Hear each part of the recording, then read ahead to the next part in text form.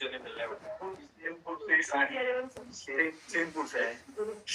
अच्छा। तो कभी आपने देखा है सैनपुर में? सैनपुर में महाजन अक्सर आप महाजन, हाँ, वो एक महाजन कभी कभी आते थे। हाँ, वहाँ कई वर्ष रहे बाबा सरकार की तपोभूमि श्री स्वामी मगनानंद सरस्वती। हाँ, उस समय केवल हम दो लोग ही थे पूरे पूरे बगीचे में। एक पंजीरी बाबा पीछे थे और आगे हम थे। दिन में कभी कोई गंगा स्नान करने आ जाए, 24 घंटे में 2 रोटी और अरहर की दाल, इतना ही भोजन में वहां था ही नहीं कुछ। कभी दूध फल फूल किसी का आना जाना कुछ नहीं।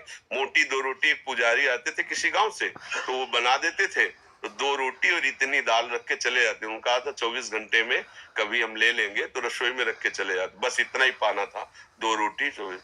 और सांप बिच्छी तो वहां अब पता नहीं है कि नहीं, पीछे ऐसे थे जैसे चीता होते ना, ऐसे हजारों सांप, हजारों बिच्छियां। उस समय तो किसी का आला जला था, रात दिन भजन में। वहां बड़ा तपोभूमि है पर बहुत पावन भूमि है। ऐसे गंगा जी समीप बैठते हैं, रात्रि में जब निकल के बैठे ऐसे सांप जाते थे फंकाड़े हुए।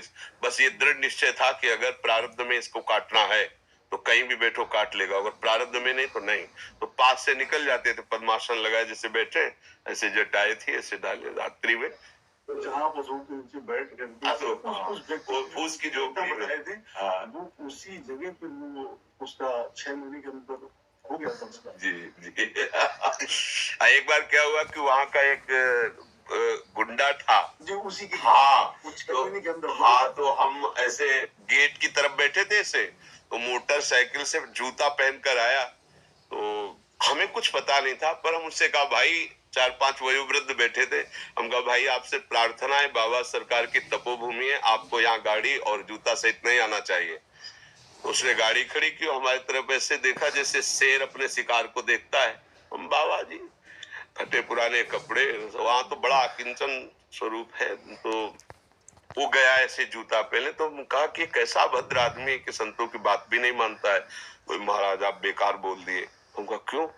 बोले मतलब 50 काटने वाला आदमी है, किसी को भी काट सकता है, किसी को मार सकता है, इसकी मतलब चलती है इस एरिया में, गंगा का किनारा है, किसी को भी काट के फेंक दे। हमें लगता है कि आपको नहीं बोलना चाहिए। लौट के जब आया तो वो गाड़ी थोड़ी देर स्टार्ट, हम कहा भाई यहाँ स्टार्ट नहीं करना, बाहर जाओ, यहाँ स्टार्ट नहीं होगी। मतलब हम कोई सिद्धि नहीं दिखा रहे थे, हम उसे कह रहे थे कि आप बाहर ले जाओ बाहर। और लाख स्टार्ट किया लेकिन स्टार्ट नहीं हुई। तो हमने उससे कहा कि एक पावर है जिसको तुम जानते नहीं, बाहर जाओ यहाँ। तो चला गया। दूसरे दिन हम उसी अशोक के नीचे, जो बड़ा अशोक जहाँ झोपड़ी बनी है, गंगा स्नान करके आकर के फिर बैठते थे। तो बैठे थे तो पादुका से पत्तों की खनक होती है, तो ऐसे लगा कि कोई आ रहा है, और वहां आदेश था कि कोई भी गंगा स्नान करने आए उधर ना आवे। तो कहा हो सकता है पुजारी जी ने ना बताया हो। तो ऐसे दृष्टि गई तो देखा वही आदमी। तो थोड़ा मन में आया कि क्रूर स्वभाव का आदमी, पता नहीं चला। शांत बैठे रहे। उन्होंने देखा, ए बाबा, जी ऐसे कर जी। तो उसने पहले पिस्तौल निकाली और सामने रखा, बोले इसको जानते हो?